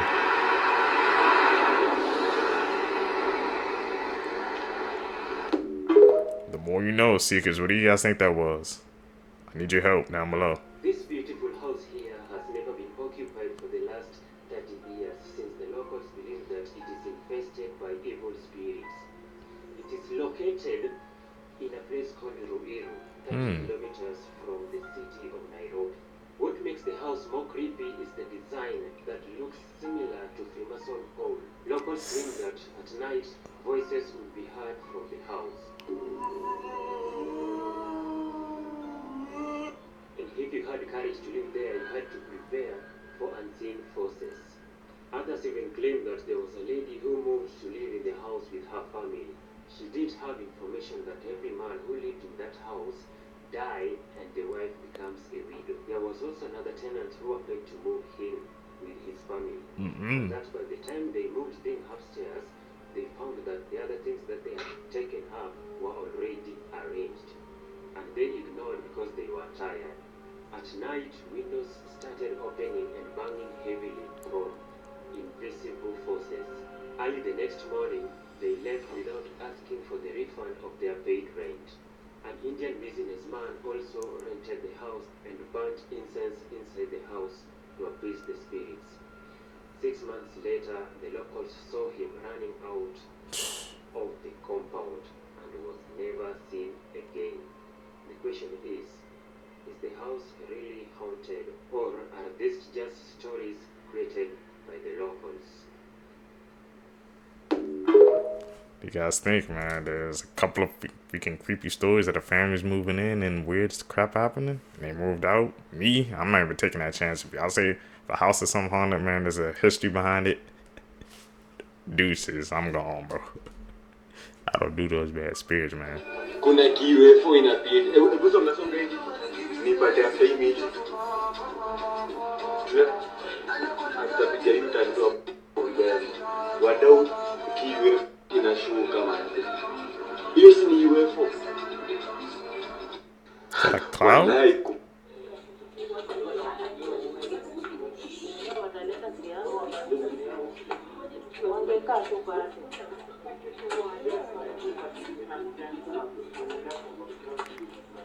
Okay. What's going on with them?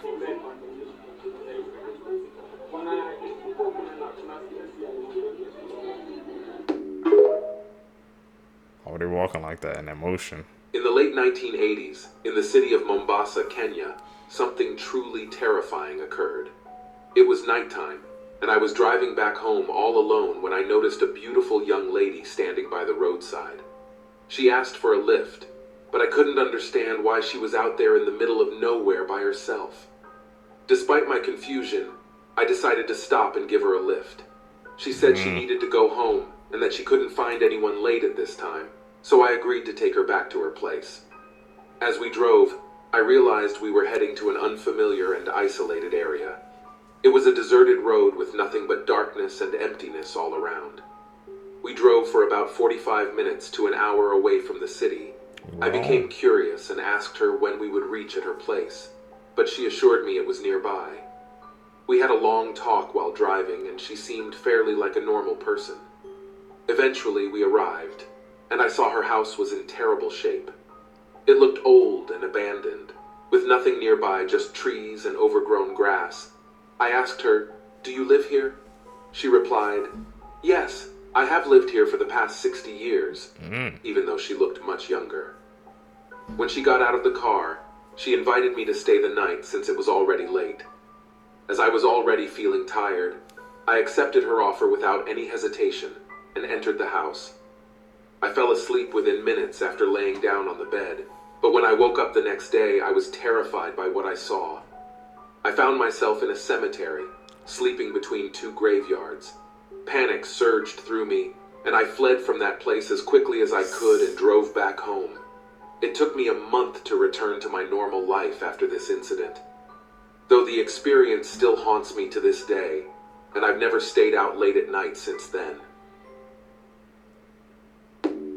Try to bury him alive or something, man? It's too trusting. The equatorial Okay. sun dips low on the Kenyan horizon, casting long, spectral shadows among the stone ruins of an ancient city. This is Gedi, a silent and deserted testament to a civilization that has long since passed into the annals of time. Our journey takes us into the labyrinthine alleys, once bustling with the life and chatter of Swahili culture. Now, only the whispering wind moves through the abandoned structures, carrying with it a chilling echo of laughter that once filled these streets. As we venture deeper, are you starting to feel the shivers of unease? Can you hear the whispers of the past? Drop a comment below and let us know. In the heart of the city, under the skeletal remains of what was once a grand palace, reports tell of spectral sightings. Phantom figures, their forms vague and blurred by the ravages of time, seem to stand guard over their long-forgotten home. The air is dense with unseen energy, as though the very spirits of the past still linger, locked in an eternal dance with the ruins. The myths of the locals tell tales of the jinn, supernatural beings born of smokeless fire, acting as the ethereal sentinels of this abandoned city. And then there's the laughter, a disembodied sound that seems to hang in the still air. A joyous echo from an era long past, yet it brings an unsettling feeling of being watched, of intruding on a space where ancient specters continue their ageless existence. As we draw our exploration to a close, under the vast, starlit African sky, one cannot help but feel a profound sense of connection with the spectral denizens of Getty. The chilling whispers, ghostly figures, and inexplicable laughter serve as a reminder that, in some places, the past refuses to be forgotten. As the haunting image of Getty ruins fades from your screen, tell us, would you dare to visit this ancient, spectral city after dark? Could you brave the whispers of the past and the laughter of unseen specters? No! Share your thoughts in the comments below. And don't forget to like, share, and subscribe for more chilling explorations into the world's most haunted places. I don't think I could. That's a no for me. Too much bad energy over there.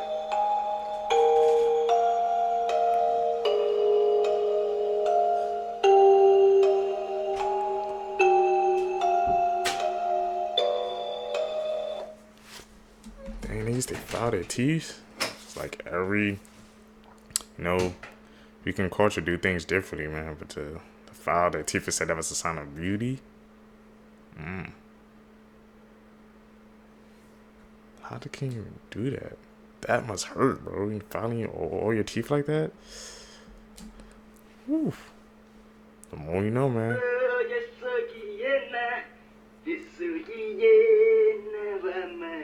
What the?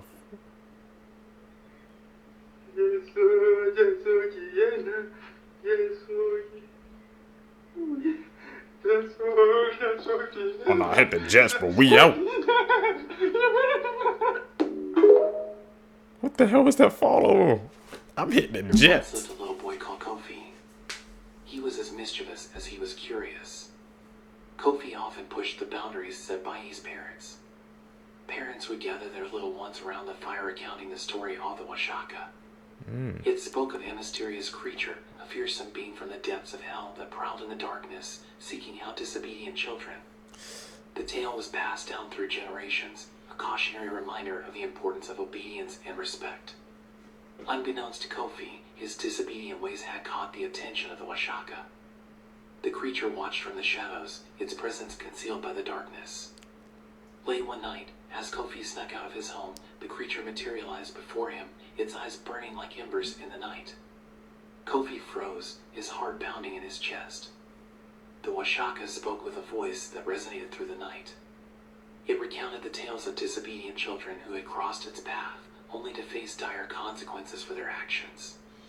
With each word, Kofi's fear transformed into remorse. He saw the pain and disappointment his own actions had caused his parents. The Washaka vanished into the night, leaving behind a sense of responsibility and a newfound understanding of the importance of obedience. From that day forward, Kofi became a changed boy. He listened and followed attentively to his parents' guidance and wisdom. Gotcha.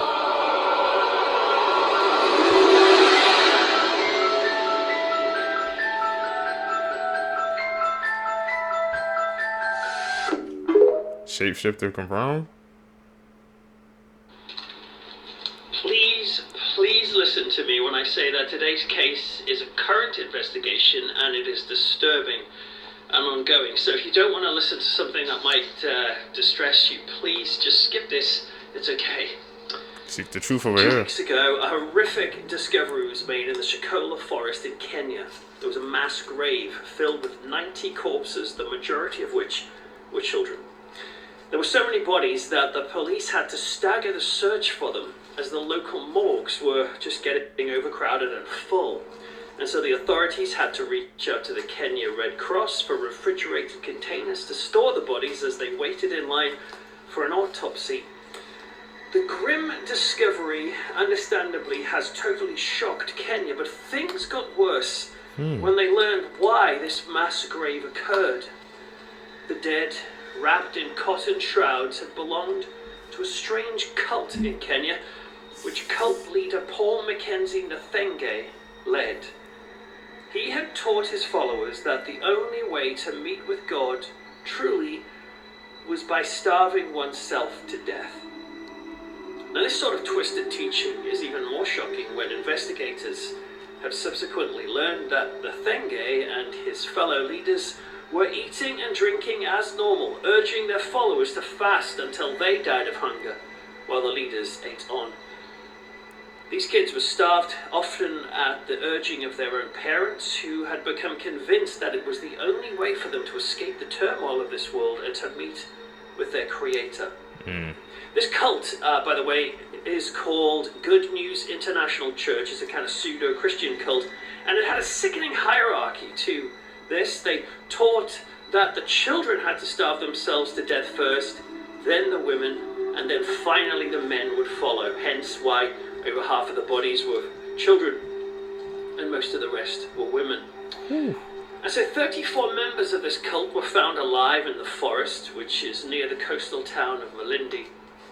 Some of them were just hiding in the bushes and were close to death after following the teachings of their leader.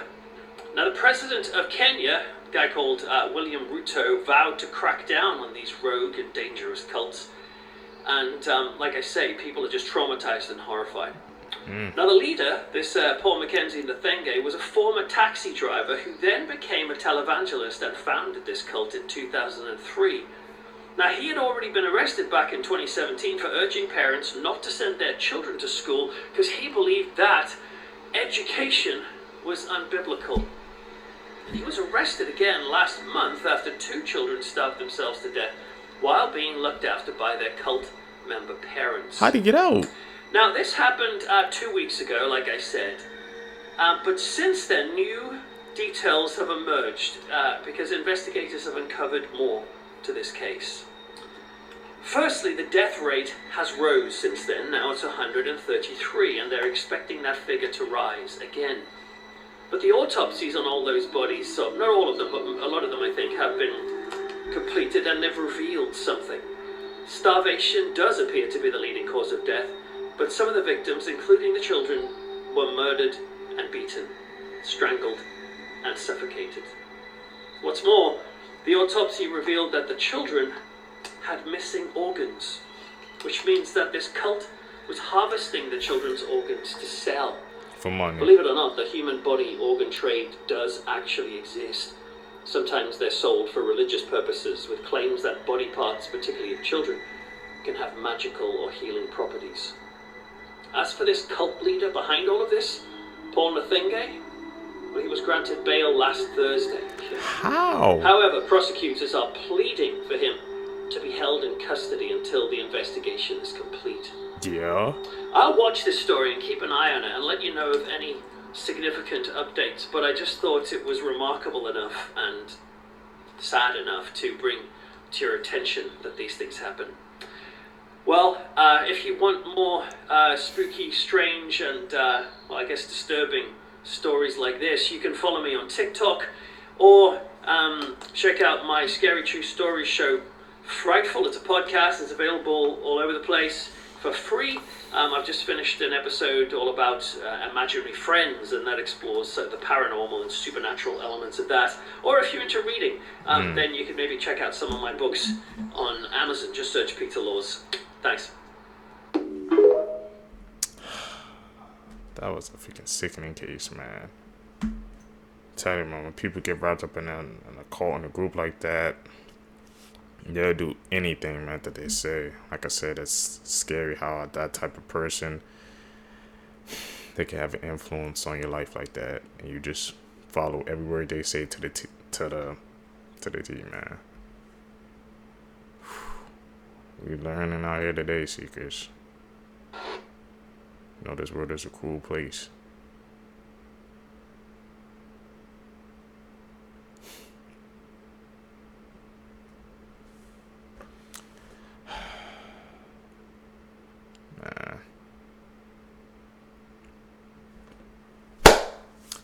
Seekers, if you guys made it with me to the end of the video, you're a true seeker seeking the truth. I greatly appreciate the support, man. Like I said, guys, follow me on my social medias. Links are in the description down below, man, so we always stay connected. Hit that like button, man, if you guys enjoyed this video, man. Also, man, tell me if you guys are enjoying this different styles of TikToks that I'm trying to bring to you guys. You know, just trying to switch it up. Like I said, man, do daily uploads for the rest of this month, man. But like I said, going into the August, it might change, but thank you guys for joining me on my journey. We're gonna blow up. We're gonna take off in this algorithm. I believe it. Hopefully, you guys believe it too. I'm out. Peace, YouTube.